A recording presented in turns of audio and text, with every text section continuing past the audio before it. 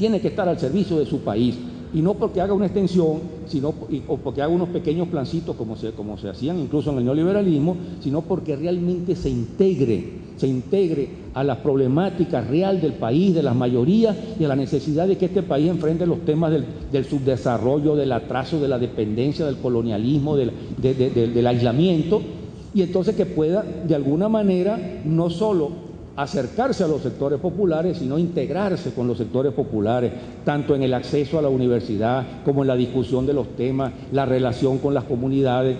Yo creo que esa es una de las cosas mejores que plantea esa ley de educación. Ahí, ¿verdad? Esa ley de educación superior es una de las mejores cosas, aunque por supuesto los organismos que inventaron para controlar eso me parece que son un desastre. Son unos organismos imprácticos, inmanejables, que verdaderamente no creo que funcionen ni para eso ni para nada.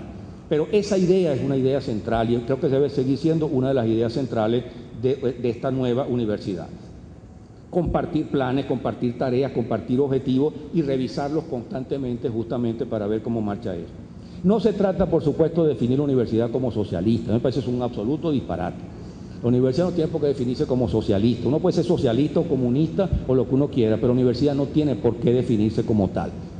La universidad es un espacio abierto a la confrontación de todas las opiniones, de todas las ideas con libertad, y tiene que seguir siendo así.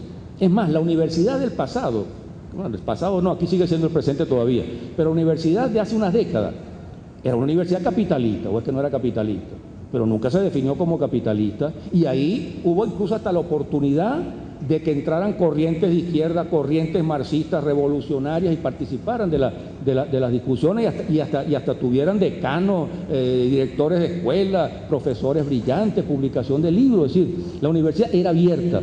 El problema hoy es que quienes hablan de pensamiento único son justamente los que practican el pensamiento único en esas universidades, y no dejan discusión y no dejan confrontación de ideas.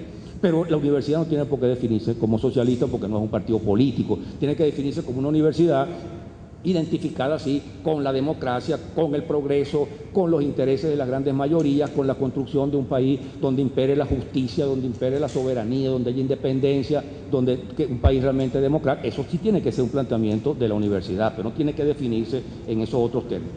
Y tiene que ser una universidad realmente abierta al pueblo, abierta a la mayoría, para que forme profesionales y pensadores críticos que sean capaces de desarrollar no solo ciencia social, sino también tecnologías propias que contribuyan de alguna manera, con todo lo que quiera participar en eso, a desarrollar una política que vaya en función del progreso social, de la lucha contra la desigualdad, contra la pobreza, contra la injusticia, etcétera, etcétera.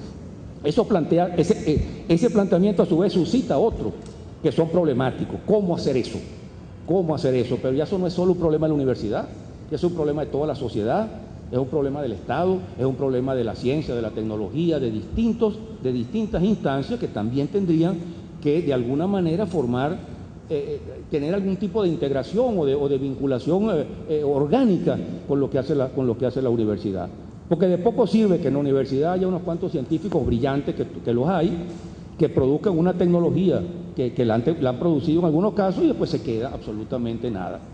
Yo creo que aquí hace unos años se fabricaron unos parquímetros que fueron tecnológicamente un éxito. Creo que fue la Universidad de Carabobo, si no me equivoco. Unos parquímetros. Ustedes han visto aquí un carro con parquímetro. Bueno, por supuesto, ni al Estado le interesó eso. Trajeron unos parquímetros extranjeros, además. Los choferes de taxi, que son una mafia, empezaron a echar a perder todos los parquímetros, y aquí no hubo poder que impusiera el parquímetro. Y ustedes van a cualquier ciudad que es una metrópoli, Caracas se la da de metrópoli, tiene con que ser una metrópoli, por lo menos el gentío que hay aquí se lo permite, y los carros, entonces uno tiene que vivir como cuando yo era un niño, cuando mi papá decía que se le asomaba el carro, preguntarle, ¿cuánto me lleva hasta no sé dónde? 2 bolívares, 3 bolívares, eso está muy caro. Y si estaba lloviendo, subían los precios. Entonces, vivimos igualito en ese mismo contexto, pero aquí hemos desarrollado un taxímetro que algunos, gente con criterio científico mostró que era un excelente taxímetro, y que era mucho más barato que traer un taxímetro extranjero. Trajimos un taxímetro extranjero y fracasó, y nos quedamos sin taxímetro. Lo cito como un ejemplo que me vino a la cabeza, pero hay montones incluso más interesantes en materia de medicina. Aquí se han hecho logros, aquí hay bastantes logros. El Instituto de Inmunología de la Universidad Central tiene unos avances enormes, importantes allí, y hay otros institutos que los tienen. Pero eso se queda prácticamente porque no hay manera de que eso se convierta en parte del país, como no pasa en los países desarrollados, que entre otras cosas son desarrollados no solo porque saquean, roban petróleo, gas por todas partes e invaden países para saquearlos, sino también porque saben vincular su ciencia y su tecnología con el poder y son capaces de difundirla y hasta de convertirla en un buen negocio. Entonces, yo creo que esas cosas serían componentes importantes de una discusión que replanteara entonces el tema de la ley de educación superior y pudieran ver en qué medida cosas como esta, cosas como las que ha planteado Ana Julia, como las cosas que se han planteado en las otras intervenciones que han sido muy buenas, yo las he leído, verdaderamente podrían enriquecer un debate de verdad que aportara elementos fundamentales para que esta discusión sobre la ley de educación superior no se fuera por otros caminos y no tuviera que ser entonces un pastel peor que el que tenemos, porque hay que conciliar opiniones que son absolutamente distintas. La democracia es la discusión, pero la democracia es también que las mayorías son las que en última instancia a través del voto pueden decidir, porque si finalmente, como pasa a veces en los condominios, se quiere ampliar un estacionamiento y hay 40 propietarios de condominio, hay uno que se opone, y como uno se opone no se puede hacer nada. Entonces la voluntad de ese uno se impuso sobre la de los otros, porque hasta requiere unanimidad. La unanimidad es enemiga de la democracia, porque no hay unanimidad salvo en las cosas más genéricas.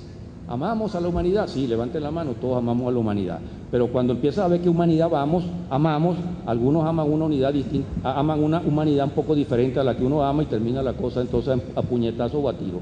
De modo que lo importante para evitar los puñetazos y los tiros es justamente poder debatir y después que se debate, en las cosas en que haya consenso, genial, y en las cosas en que no haya consenso se termina votando y la minoría tiene que aceptar las decisiones que la mayoría logró porque tenía justamente esa mayoría, y cuando pueda tener otra mayoría, porque las leyes se cambian a cada rato, evidentemente las cosas pueden cambiar. Eso creo que es lo importante entonces como una contribución a un debate que ojalá no se desvíe para hacer una ley que reúna todo y que por tanto sea una ley más inmanejable y con más fallas que esta ley, que tenía muy buenas intenciones y tiene muy buenas cosas, pero que tiene fallas fundamentales. Bien, yo lo dejo ahí, no sé si me excedí, creo que sí, ¿no? 5 minutos. Gobierno Bolivariano.